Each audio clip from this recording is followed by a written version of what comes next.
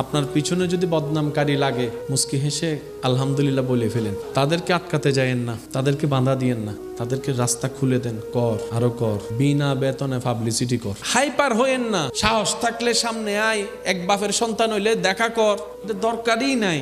আল্লাহ আপনাকে বিনা যুদ্ধে জয় করতে চাচ্ছেন, আপনি কেন যুদ্ধ করে খামাকা শরীরে শক্তি নষ্ট করবেন? দরকার কি? ছেড়ে দেন না তাকে আপন হালতে। সে বদনাম করবে, আপনার গুনাহ নিবে। সে বদনাম করবে, নিজের সওয়াব আপনাকে দিবে। সে বদনাম করবে, আপনার প্রচার করবে। সে বদনাম করবে, আপনার নামটা যে জানে না তাকেও শোনাই দিবে। তো সে যখন বিনা বেতনে এমন কাজ করতে চাচ্ছে স্বইচ্ছায়, আবার অন্যদিকে ওয়াইলুল্লি কুল্লি হুমাজাতিল লুমাজা তার উপর অর্পিত হবে, আপনার টেনশন কি? আপনার কাজ হচ্ছে রবের উপর ভরসা করে ধৈর্য ধরে বসে থাকা, আর কোনো কাজ নাই।